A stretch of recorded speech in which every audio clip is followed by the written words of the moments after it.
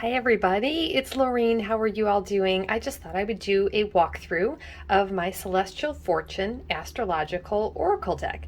And I'll do another video for you with a reading, actually using the deck. I want to start by saying the reason I created this deck is because I really don't know anything about astrology and really want to. So if I fumble a little bit on the meanings, it's because I am really still learning everything about astrology. Plus side, you can read with this deck if you know nothing about astrology. Okay, so let's just get started. This is the title card. And then what I've done, because again, I didn't know about astrology, is I've got the first 6 cards in the deck are instructions for you. So literally, how to read the Celestial Fortune deck, including this has a reading, which again, I'll do another video for you with an actual reading, but I've outlined a reading for you, how to do the reading, what the steps are to go through. And then literally for each one of the areas, I have an outline of each area for the reading so that you know how to read the moons, the houses, the planets, the signs, and then I've given you some additional tips as well.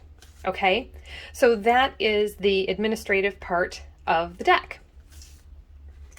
So now we have all of the moon phases, and what you'll find on the deck in the moon phases, I've got a little bit of description about each of the moon phases and what that means. So the new moon is about seeding, planting what you desire. It's the beginning of a phase, limitless possibilities, symbolic portal to manifestation, receiving guidance. And what is the new moon good for? It's good for setting clear intentions, a new beginning. This is kind of a make-a-wish and healing. And then I go through each phase. The waxing crescent, again with all of the information. First quarter, waxing gibbous, full moon, waning gibbous, third quarter, and then the waning crescent. And again, it takes you all the way through the phases, seeding your intention. And then of course, when you get the full moon, that's manifestation or harvesting. So the seeds that you planted are harvested here. And then kind of going through and reflecting all the way through to surrendering and kind of reintegrating and recognizing that you weren't in control of the situation necessarily and what you might like to do differently before you start with the next new moon. Okay, so that's what the moon cards are used for. Let's go on to the zodiac signs. And on each of the cards, you'll have the title, the glyph, the constellation, as well as whether or not the sign is cardinal, mutable or fixed, and which house it falls into, in this case, the first house. I've gone ahead and done tarot associations with it because, again, I'm a tarot reader first, and I'm just learning astrology, so this really helps me to better understand the zodiac symbol. So I've got the tarot is the Emperor, then the celestial body it's associated with is Mars, and then I've got some keywords here for you: willpower, impulsive, passion, bravery, determination, confidence, ambition. Okay, and you're going to find all those elements on each card. So that's the Aries, Taurus, Gemini, Cancer, Leo, Virgo, Libra, Scorpio, Sagittarius, and, oh, I'm missing a couple. Wait a second. Hold one second. Okay, I'm back. I was missing Capricorn. These were under the houses. I don't know how I misplaced them. Capricorn, Aquarius, and Pisces. So hey, on the plus side, I've learned enough about astrology to know that I had some signs missing, right? That's a good thing. Thank you very much. I'm getting there. I'm getting there. Now let's go through the houses. So I have a card, again, for each one of the houses. Each one of the houses, it has the associations on the bottom here. The planet for the first house is Mars. The ruling sign is Aries, which we just put down right over here. It's the house of first impression, yourself, personality, ego, identity, appearance, beginnings, attitude, approach to life. For the first house, then, I did something that I didn't do for the other houses, and that is I have both a masculine and a feminine first house, because I've got both types of individuals who identify as either male, female, masculine, feminine. And when you're talking about the first house and it's about ego and identity and appearance, I figured having both was important to represent whatever it is that you feel most drawn to in either one of these cards. Again, it's the only house that I have both aspects, but I really like putting both of them together. All right, then we have the second house, the third house, fourth, the fifth house, sixth house. And you'll see the symbols here are all, again, meaningful. So the sixth house is all about health and healing, so I've chosen the caduceus. Seventh house, about relationships. Eighth house. Ninth house. 10th house. 11th house. And actually, I really like this one. This one has the little social media icons on it because 11th house is all about society and social justice. So I thought it was a nice nod to that. And then the 12th house about karma and mystery. Okay, let's go on to the next category. And that is the planets.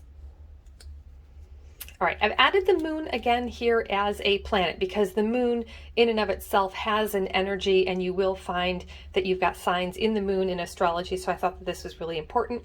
Something I've added is, again, a tarot association for each one, which helps if you learn tarot. Maybe it helps you to learn tarot if you are more into astrology, but hopefully that is something that's helpful for you.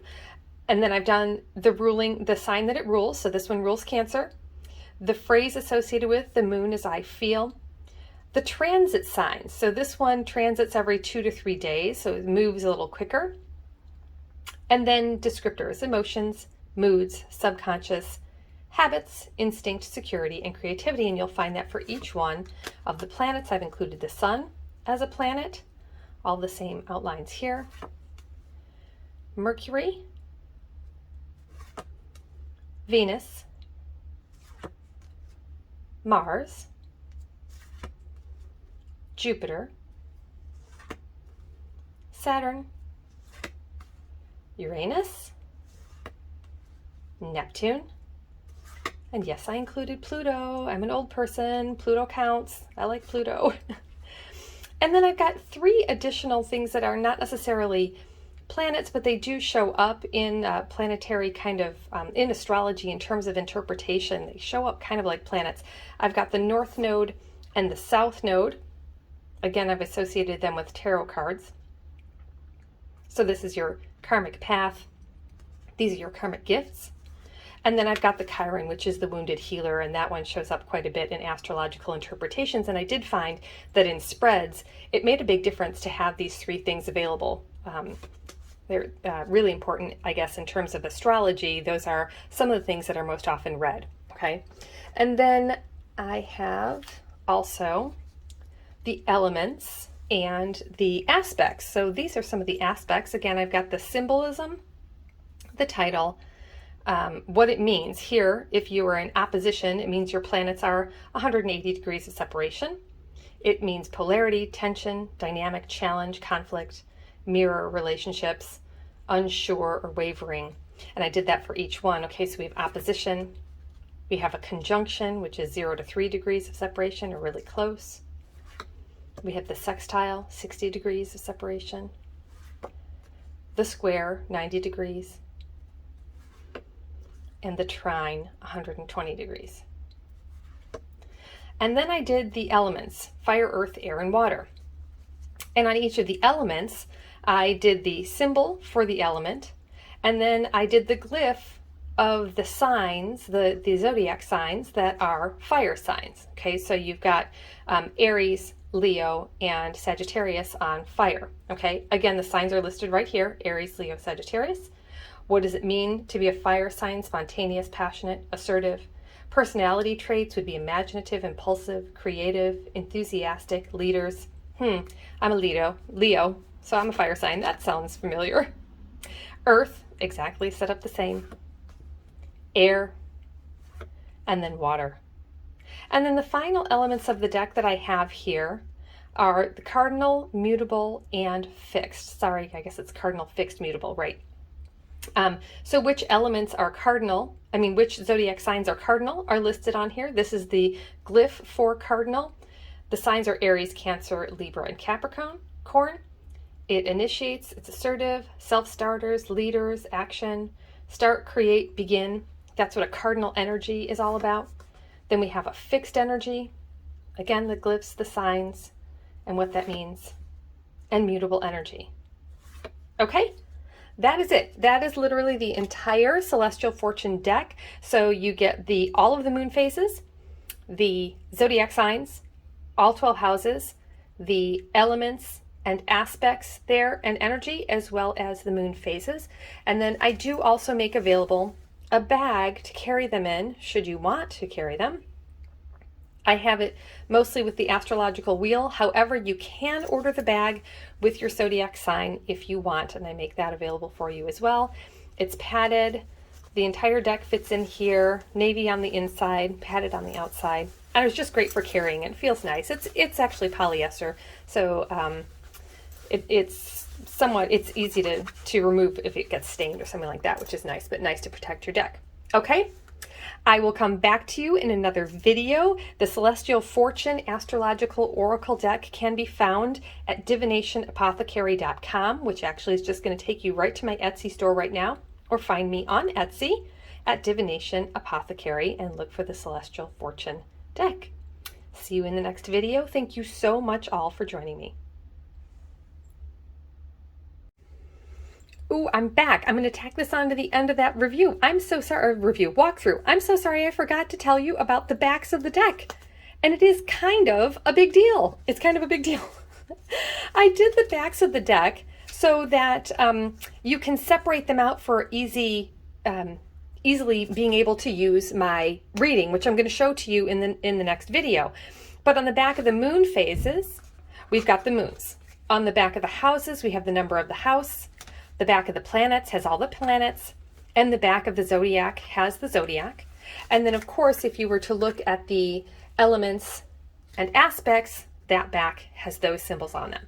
So that when you're actually going through the deck, you will know exactly what you're pulling, which for the reading that I've designed to go with the deck, you're going to need that. So it's really easy to identify. And if you just wanted to say, pull out the moon phases to do a moon phase reading, or if you just wanted to pull out the zodiac signs or the houses, it would be easy for you to do that just by simply looking at the backs and setting them aside. Okay, thanks for bearing with me on that. I appreciate it. I forgot. See you soon.